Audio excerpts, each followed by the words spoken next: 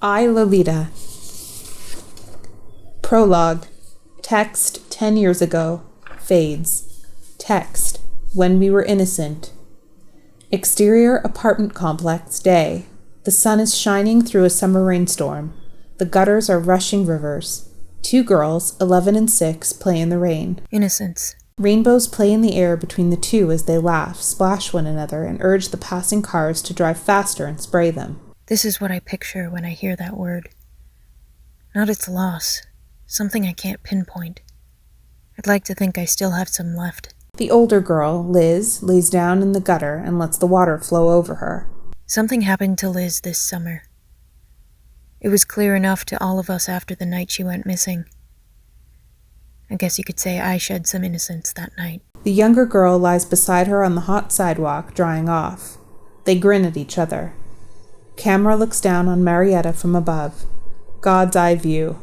She stares up wonderingly into the sky, squinting against the sun. Circle in on her, getting closer as though to examine her body very typically, but then skipping the male gaze and closing in on the hairs on her arm, the droplets of water on those hairs. But before I get into that, I want to linger here, just a bit longer in the sun. My hair's pricking and my skin tightening as droplets evaporate. The breeze skimming the edge off the heat.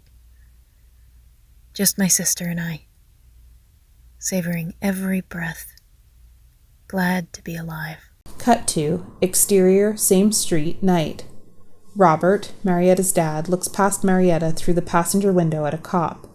MARIETTA leans on the door, looking terribly small and frightened.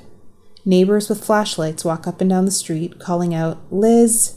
Anything? Why don't you go home, be with your wife?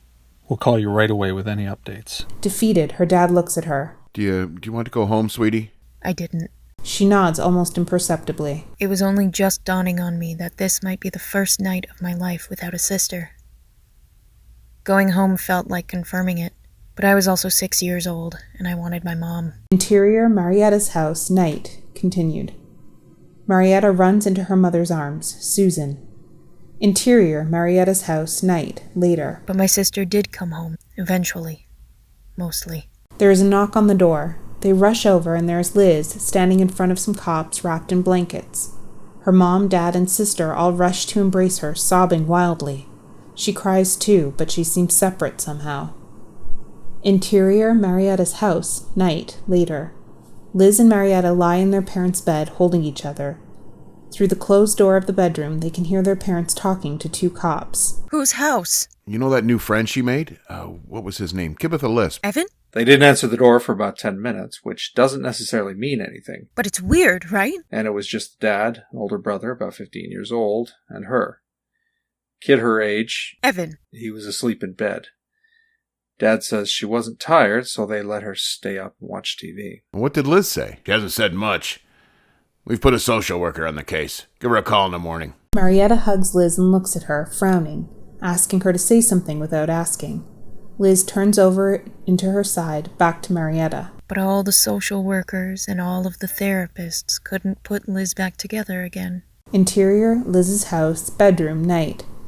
Power cords introduce grown-up Liz, typing, looking over herself in the mirror, centrally sizing herself up, biting her lip. Pen over select words from her Craigslist ad. Seeking, discretion is of utmost. NSA, include recent photo. She takes a deep breath and clicks, post to Craigslist. Only Liz could do that. End of prologue.